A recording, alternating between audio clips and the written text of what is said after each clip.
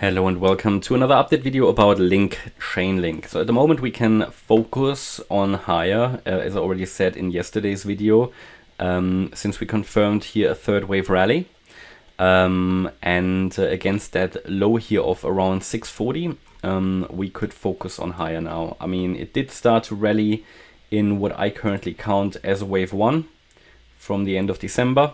We then made this A wave, B wave, C wave correction and probably bottomed here in a wave 2 in a so-called expanded flat correction, which was bottomed at around 640, 650 here.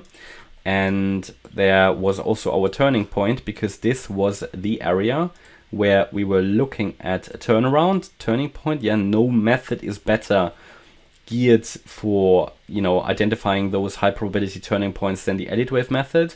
Here, when you have the knowledge that a wave 2 in most cases would retrace into the area between the 50% and the 78.6 FIB level, then you can watch for reversals in here. It did turn around and is now rallying in what I assume is a third wave. The volume and the strength of the rally and the impulsive nature of it just does suggest it, especially as we broke above the previous wave 1 high, broke above resistance as well. And that this is another overshooting B wave just becomes unlikely, just purely due to the situation that, what could be the case theoretically is that, okay, we had here an ABC. This was the A wave. This here is now a B wave.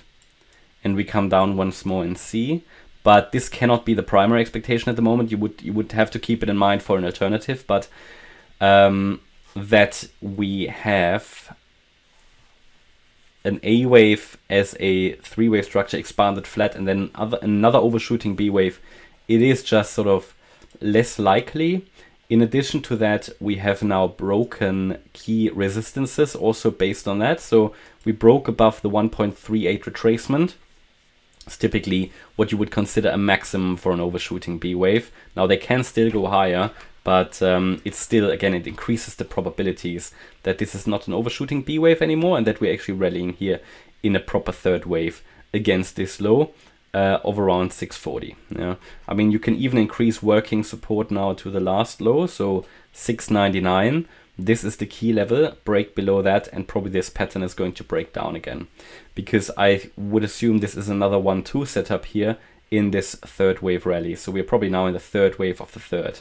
In the last video I highlighted to you what the target would be for this third wave, and we can just calculate it again. We talk about here the area of 990. Yeah, that is what it would need to reach. Micro counting doesn't make much sense because we don't really have enough structure to work with, but if I had to, I would probably tell you that this here was a small 1-2, which bottomed at around $7, and we're now probably in the third wave of the third. In terms of talking about a third wave of the third wave rally, you typically get your strongest reading on the RSI in these periods, and there you go, third wave of the third, highest reading on the RSI here, so that would be confirmed in my opinion. So it's all looking good for now. We shouldn't lose sight of the alternative count, which would mean that what we're doing here is just a wave 2. So this would be the bearish count where we came down in a wave 1, A, B, now a C wave rally in a wave 2, and we would then break down in a third wave afterwards and so on. And this will be confirmed, well, with a high likelihood at least, if we break below that 640 level down there. Yeah? For now, we can be watching if we can complete that third wave. Bear in mind, and this will be important, if we really complete this third wave to 990, it will be the first time since June that we will be above basically the 950 level, because we had resistance here, here, here. This will be it's a huge range. Yeah, it's a very important range. I wouldn't be surprised if LINK at least tests it. But what happens if it doesn't get beyond it? If it doesn't get beyond it, then we had another three-wave rally up here. Yeah. And if we break down afterwards. So I'll pay particular attention. So just because the wave 3 target is 990, it doesn't mean we need to get there. If it fails before, then this pattern is going to fail. I'm still not too convinced, yeah, that this is really, it's not my most favorite chart. Yeah, don't get me wrong. But what I'm telling you here, we had a possible long trade setup. I've set up my grid bot a few days ago anyway, which is eating up these profits. Well, it's not eating up the profits, it's generating profits. But that's sort of where we are. We're still in the large range, yeah. We're still in a huge range, which has been lasting for well, nearly a year now, yeah, 9 months at least, sort of.